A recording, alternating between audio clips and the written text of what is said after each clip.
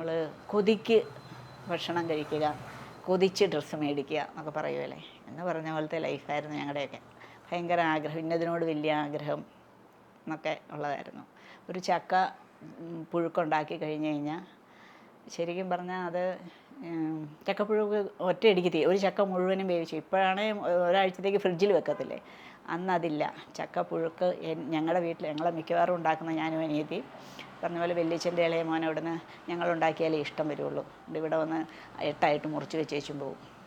എന്നിട്ട് കാന്താരിയൊക്കെ പറിച്ച്, പറമ്പിലൊക്കെ ഉണ്ട് കാന്താരി, അതൊക്കെ വെച്ച് ഉണ്ടാക്കും. ഞങ്ങൾ ചക്കപ്പുഴുക്ക് ഉണ്ടാക്കി കഴിഞ്ഞാൽ നമ്മുടെ ചുറ്റുവട്ടത്ത് കസിൻസ് എല്ലാവരും ഉണ്ട്, അവരെല്ലാവരും വരും. കപ്പ അമ്മ വീട്ടിൽ നിന്ന് കപ്പ കൊണ്ടുവന്നാൽ നല്ല രസ്യം കപ്പയാണ്. ചേച്ചി നന്നായിട്ടുണ്ടാക്കും.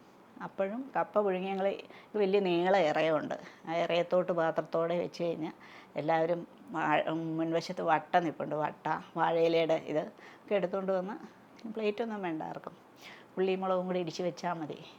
ഒരു ഭയങ്കര നല്ല കാലഘട്ടമായിരുന്നു. ഞങ്ങൾ നല്ല വിഷമില്ലാത്ത പച്ചക്കറികളും